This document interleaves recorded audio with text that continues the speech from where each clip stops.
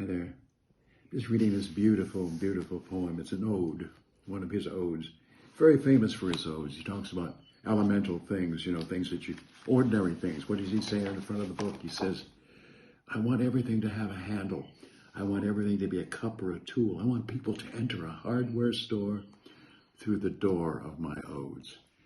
It's about elemental things, ordinary stuff, tomatoes and dictionaries and, well, you name it, shoes.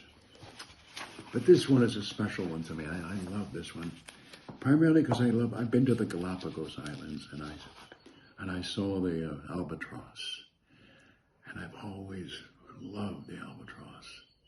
It's a beautiful bird. So I'm going to read this one. It may not get on Twitter because it may be too long, but it's worthwhile.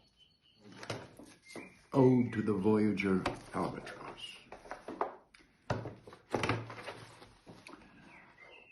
A great gray albatross died the other day. Here is where it fell, upon the wet sands, in this gloomy month, on a silvery, drizzly autumn day, like a web of cold fish and seawater. This is where it fell, dying, the magna avis. It was in death a cross of black. The wings spanned 3 feathered meters, the head curved like a hook. The cyclonic eyes were tightly sealed. From New Zealand it had crossed an ocean to die in Chile. Why? Why? What salt, what wave, what wind could it have sought in the sea? Why pit its strength against all space? Why test its powers in the harshest solitudes? Or was it its goal, the magnet of a star? No one will ever know or tell.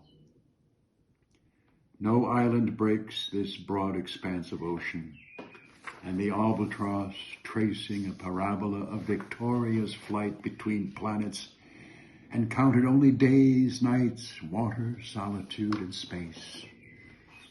In flight, the bird was energy, direction, eyes conquering sun and shadow as it slipped through the skies toward the farthest unknown land. Far-ranging bird, aloft you seemed, suspended between continents over lost seas. A flick of a wing, a bell clap of feathers. Majestically you changed your course of fraction, and triumphant and true continued on your implacable lonely route. How beautiful you were, wheeling between wave and air, trailing the tip of a wing in the sea, or resting in the vast oceanic expanse, wings closed like a coffer of secret jewels, rocked on the lonely foam like a mute prophecy in the movement of the palms. I'm sorry, albatross. I thought when I saw you lying rigid on the sand after your intrepid crossing, hero, I said, no one will erect on the soil of some public plaza your inspiring statue. No one. Instead, among somber official laurels will be installed a mustachioed man in frock coat or with sword, a man who killed a peasant woman in the war, a man who with a single bloody shell demolished a school for little girls, a man who usurped the Indians' lands, a hunter of doves, exterminator of black swans. Oh no, I said.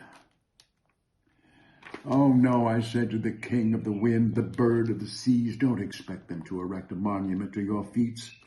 And while melancholy spectators gathered around your remains, plucking a feather, a petal, a message from a hurricane, I walked away, so that at least your memory, without a stone, without a statue, might on these lines fly for the last time into space, and your flight near to the sea.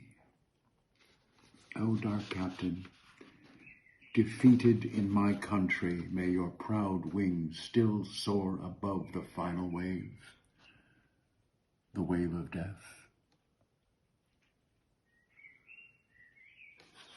Wow.